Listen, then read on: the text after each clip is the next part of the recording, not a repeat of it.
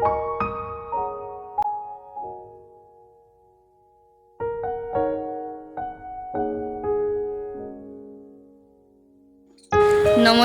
কেমন আছেন সবাই? সুমনার কিচেনে আপনাদের সবাইকে স্বাগত জানাই। আজকে আমি একটি পদ রান্না করব, সেটা হলো পোনা মাছ দিয়ে তেলাকুচা শাকের জিরা ঝোল। মা পুকুরে একটি পোনা মাছ ধরেছে, ভাবলাম সেটিকে দিয়ে আপনাদের একটি অত্যন্ত গ্রামাঞ্চলের একটি রান্না দেখাই। এই তেলাকুচা পাতা স্বাদে যেমন, তেমনি রোগীদের জন্য ওষুধ হিসেবেও ব্যবহার করা হয়। চলুন দেখে নেওয়া যাক কিভাবে তেলাকুচা পাতা রান্না করতে হয়। দেখুন, এখানে শাকটিকে পেড়ে নেওয়া হয়েছে। এবার পেড়ে নেব একটি পেঁপে জিরা ঝোলে দেওয়ার জন্য। কোনো রকম সার ওষুধ ছাড়া এই শাকটি পেঁপে দিয়ে জিরা ঝোল করলে খেতে খুব ভালো লাগে।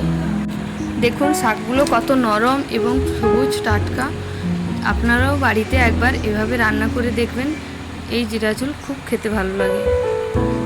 পুকুরের পোনা মাছ দিয়ে রান্না করবেন বা কই মাছ যদি থাকে রান্না করবেন, স্বাদ আরও দ্বিগুণ হয়ে যাবে।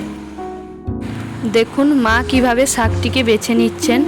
ডাঁটা ও নরম পাতাগুলো নিয়ে নিতে হবে রান্নার জন্য, বাকি যে শেকড়গুলো থাকে সেগুলো ফেলে দিতে হবে। আপনারা চাইলে বয়স্ক পাতাগুলোও নিয়ে নিতে পারেন। তেলাকুচা শাক ডায়াবেটিস কমানোর মহা ওষুধ হিসাবে কাজ করে। এছাড়া রোগীদের জন্য এইভাবে পাতলা জিরা ঝোল করে দিলে খুব ভালো হয়। চলুন তাড়াতাড়ি শাকগুলো বেছে কেটে ফেলা যাক।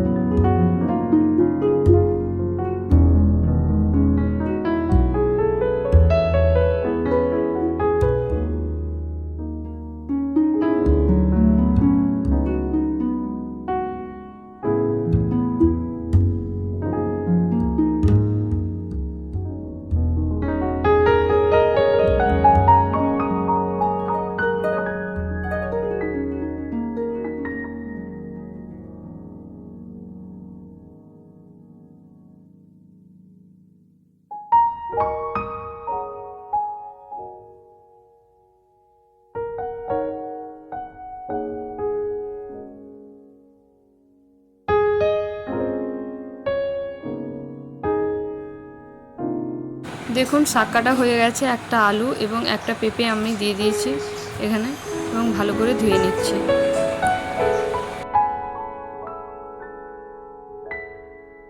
শাক ধুয়ে নেওয়ার পর এবার আমি মশলাটিকে বেটে নেব। মশলার জন্য নিয়েছি পেঁয়াজ, আদা, তেজপাতা, গোটা জিরা ও ধনে। সব একসঙ্গে বেটে নেব। নিয়েছি 2 চামচ গোটা জিরা, আর যা মশলা আছে সব একসঙ্গে বেটে নেব।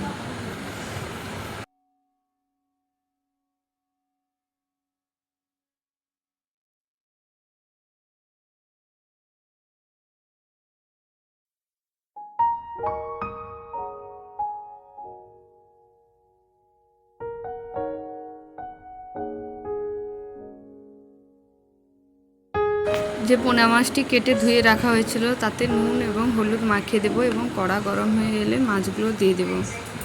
মাছ ভাজার পর নামিয়ে দেব। এখন মাছটা আমাদের প্রায় ভাজা হয়ে এসছে, এবার নামিয়ে নেব। এবার বেটে রাখা মশলাই দিয়ে দেব 1 চামচ লঙ্কা গুঁড়ো এবং 2 চামচ হলুদ গুঁড়ো। এবার কড়াই গরম হওয়ার পর সব সবজি দিয়ে বেশ কিছুক্ষণ নেড়ে চেড়ে নিতে হবে। 10 মিনিটের মতো নেড়ে চেড়ে নেওয়ার পর দিয়ে দেবেন পরিমাণ মতো নুন ও বেটে রাখা মশলাটি দিয়ে 5 মিনিটের মতো নেড়ে চেড়ে নেবেন। এরপর মশলার জলটি দিয়ে দেবেন। ডাঁটাগুলো সিদ্ধ হতে একটু বেশি সময় লাগে, তাই একটু বেশি জল দিয়ে ফুটিয়ে নেবেন। ফুটন্ত জলের উপর দিয়ে দেবেন ভেজে রাখা মাছগুলো দিয়ে একটু বেশিক্ষণ ফুটিয়ে নেবেন এবং জলটা যখন মাখো মাখো হয়ে আসবে তখন নামিয়ে নেবেন।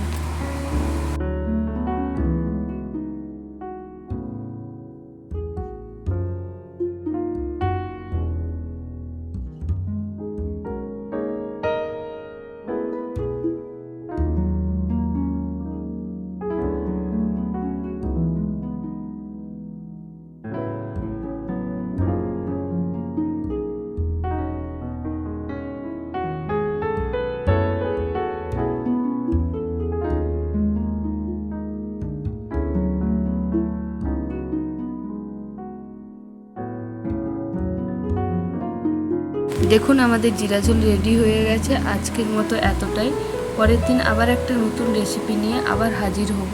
কেমন লাগলো সবাই জানিও এবং বাড়িতে একবার ট্রাই করে দেখো কেমন খেতে লাগে।